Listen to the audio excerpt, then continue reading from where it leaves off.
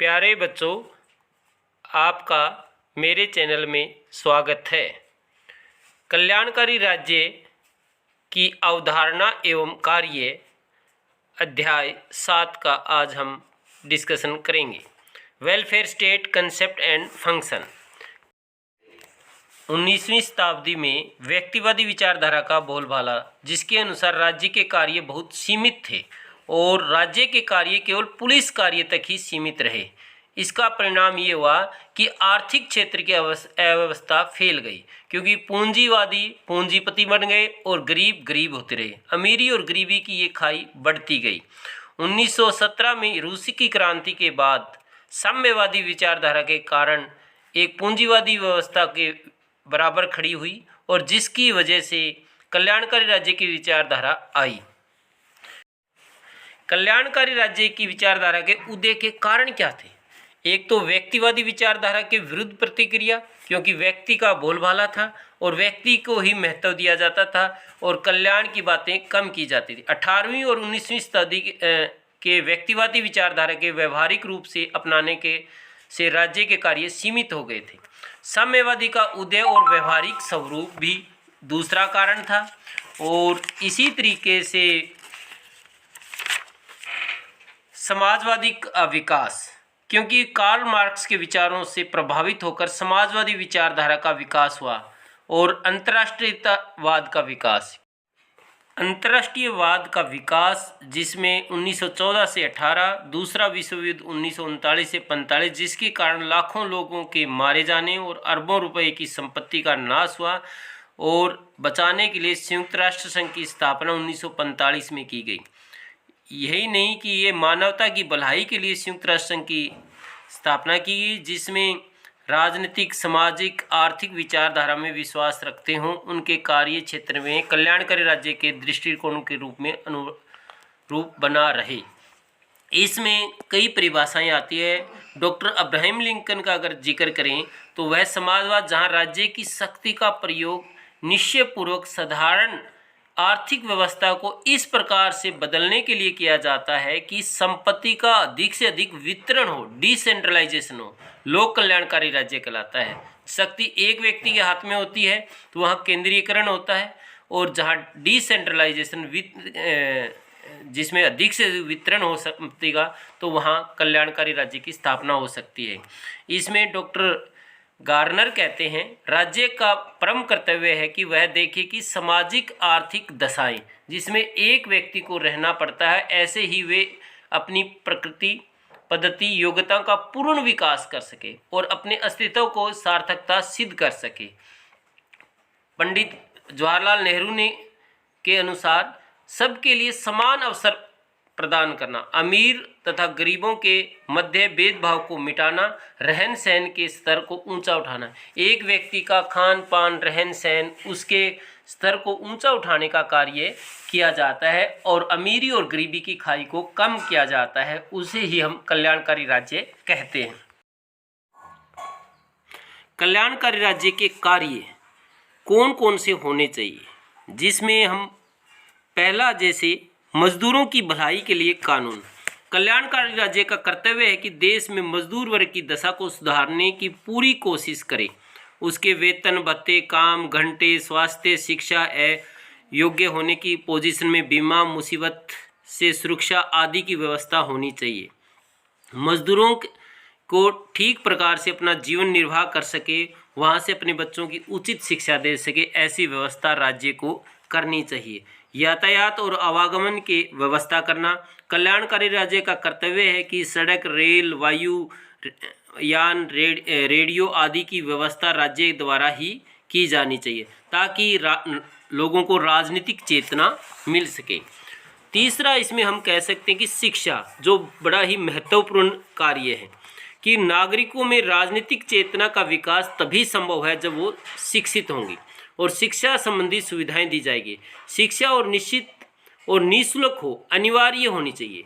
और इसमें भारत जैसे विकासशील देशों के गांव की अगर पोजीशन देखी जाए तो बालकों को शिक्षा दी जानी चाहिए। शिक्षा मध्यम वर्ग मातृभाषा में होनी चाहिए, जिसमें हमारे 3 भाषीय सिस्टम राज्यों के अंदर किया गया है। नागरिकों को साक्षर बनाया जाए और उन्हें जीवन निर्वाह करने के साधनों में शिक्षा दी जानी चाहिए, और शिक्षा भी ऐसी हो जिसमें उसके जीवन में व्यावसायिक शिक्षा के साथ साथ नागरिक शिक्षा भी प्रदान की जानी चाहिए। विद्यार्थियों को देशभक्ति की भावना बढ़े। स्वास्थ्य रक्षा कल्याणकारी राज्य का एक महत्वपूर्ण कार्य यह भी है कि नागरिकों के स्वास्थ्य के लिए उचित प्रबंध करें। राज्य में सफाई, रोगों का इलाज करने, रोगों की रोकथाम करने उचित व्यवस्था होनी चाहिए। राज्य में सफाई के लिए नालियों आदि का प्रबंध और कूड़े और गंदगी के ढेर साफ करने और प्रबंध किया जाए। गंदे क्षेत्रों में कीटाणु पैदा होते हैं, जैसे वहाँ समाप्त किया जाना चाहिए। बीमारी का इलाज किया जाए और इसलिए अधिक बीमारियां ना फैले। नागरिकों को इस बारे में उचित ज्ञान प्रदान किया जाए। महात्मा गांधी ने प्रयास किया था टॉयलेट की सफाई जैसी व्यवस्था के लिए, और वर्तमान में प्रधानमंत्री हमारे देश के जिन्होंने भी स्वास्थ्य के बारे में एक बीड़ा उठाया कि सभी व्यक्ति अपना कर्तव्य भी निभाए।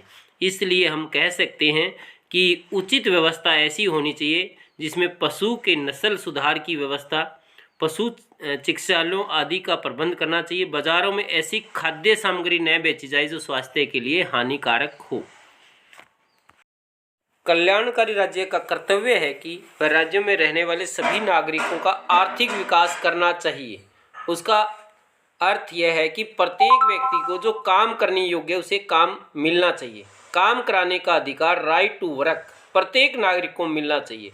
यह तभी संभव हो सकता है जब खेत, उद्योग और व्यापार के विकास के लिए उचित प्रबंध किए जाएं। ऐसी व्यवस्था की जाए जिससे खेती के अच्छे साधन जैसे बीज, सिंचाई, खाद की व्यवस्था आदि की साथ ही तकनीकी साधनों और उनको शिक्षा का उचित प्रबंध किया जाए। खेती के लिए प्रोग्राम चलाए जाने चाहिए। पशुओं के विकास के लिए समुचित व्यवस्था होनी चाहिए। ग्रामीण लोगों की आर्थिक उन्नति के लिए कुटीर उद्योग धंधों को बढ़ावा दिया जाना चाहिए, क्योंकि खाद्य भंडार और कुटीर उद्योग की व्यवस्था तभी संभव है जब व्यवस्था ठीक हो। तो इस तरीके से हम उद्योगों और व्यापारों का विकास राष्ट्रीय हित में होना चाहिए। वर्तमान में जब अगर भारत सरकार का देखा जाए तो उसमें जो 3 काले कानून की खेती जो मजदूर किसान है वो कहते हैं, लेकिन सरकार कहती है कि ये कानून राष्ट्र के हित में है। तो उस पर भी विचार होना चाहिए और केवल उद्योगों का इस प्रकार चलाया जाए जिसे किसी प्रकार का शोषण ना हो, कृषि और उद्योगों में संतुलन बना रहे। और इसके साथ साथ राज्य का भी कर्तव्य है कि वह वन और अन्य प्राकृतिक साधनों की सुरक्षा भी करे। कल्याणकारी राज्य का कर्तव्य यह भी है कि वह व्यक्ति के नैतिक विकास करे। आर्थिक विकास हो बल्कि उनका नैतिक विकास भी होना चाहिए। कार्य शिक्षा से के माध्यम से पूरा किया जा सकता है। एक उचित वातावरण की व्यवस्था करनी चाहिए। वातावरण तभी हो सकता है जहाँ पर गांव में पुस्तकालय हो, आकाशवाणी से नैतिकता के संबंधी भाषण हो और चरित्र निर्माण करने वाले चलचित्र हो, साहित्य कार्यक्रम आदि का प्रबंध होना चाहिए। समाज सुधार के कार्य भी राज्य के द्वारा किए जाने चाहिए। समाज में बड़ी कुरीतियाँ हैं, जैसे दहेज प्रथा है, बाल विवाह है, छुआछूत है, जाति प्रथा की संकीर्ण भावना है और धार्मिक अंधविश्वास आदि को समाप्त करने की पूरी कोशिश करनी चाहिए। क्योंकि धार्मिक जो मार्क्स ने कहा कि एक अफीम का काम करती है, क्योंकि धर्म में बड़ी कुरीतियाँ भी है जहाँ पाखंड ज़्यादा है और सच्चाई कम दिखाई जाती है। तो इसलिए धार्मिक जो अंधविश्वास है, जहाँ बलि देने की बात हो, कई बार की कुप्रथाएं भी स्टार्ट हो रही है, धार्मिक रूप से जो आडंबर है उनसे ऊपर उठने का राज्य का कार्य होता है। स्त्री समाज के विकास के लिए विशेष कार्य करना चाहिए, क्योंकि अगर महिला का विकास होगा तो देश का सुधार होने का हो सकता है। इस तरीके से हम कह सकते हैं कि परिवार नियोजन, गरीबी और बेरोजगारी भी है, वहाँ पर परिवार नियोजन और कल्याणकारी राज्य के कामों में शामिल किया जाता है। देश की बढ़ती जनसंख्या प्रभाव से लोगों की आर्थिक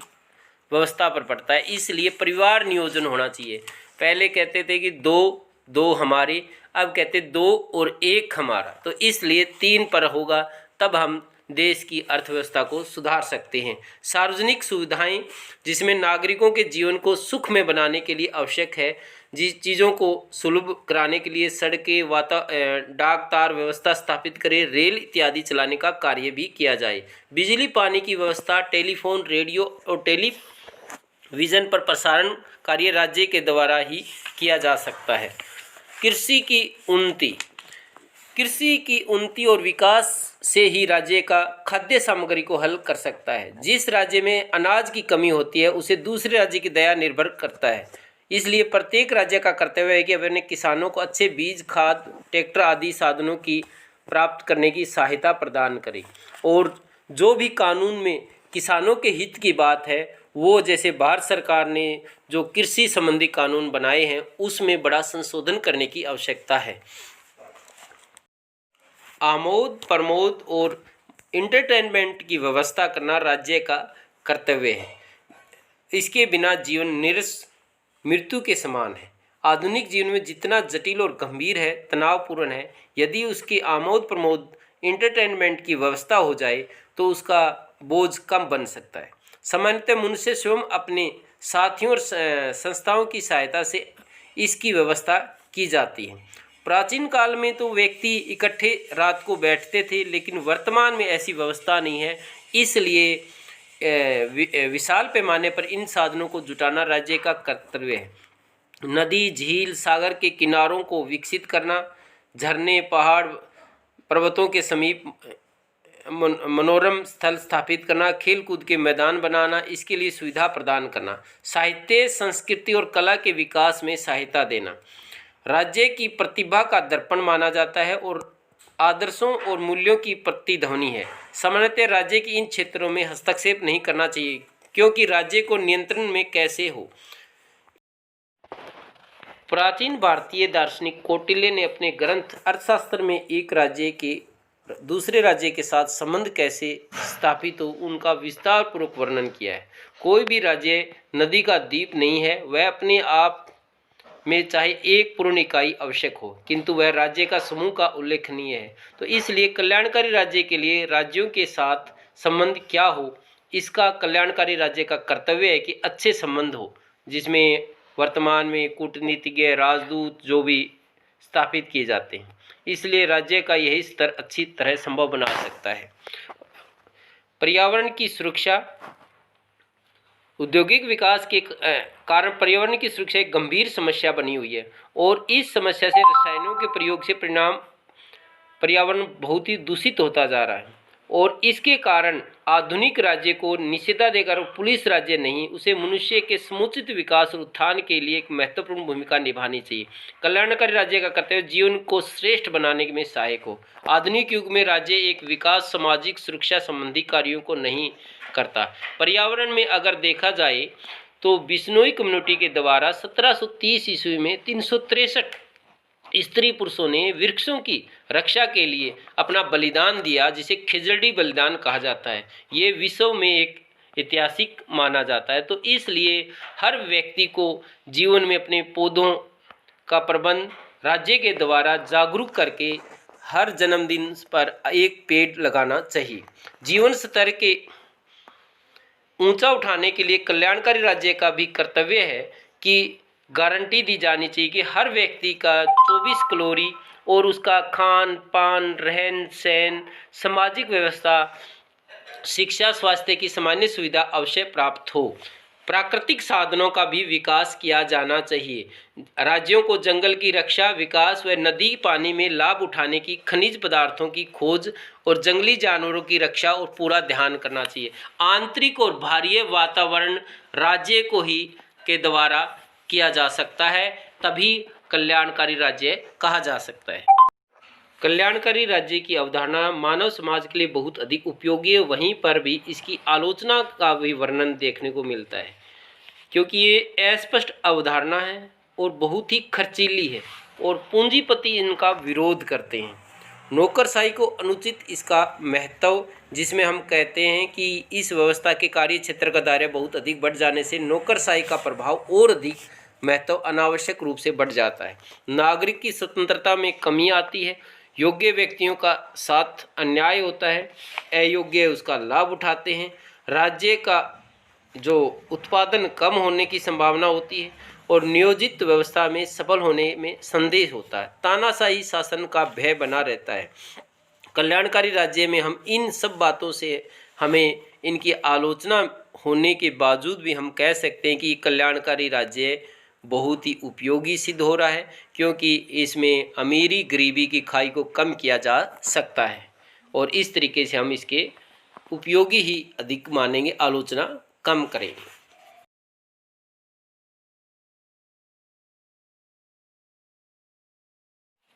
प्यारे बच्चों, इस YouTube चैनल को लाइक, शेयर और सब्सक्राइब करना ना भूलें और बेल आइकन ज़रूर प्रेस करना ताकि नई वीडियो नोटिफिकेशन तुरंत आपके पास आए और उसका लाभ उठा सके। जय हिंद, जय भारत।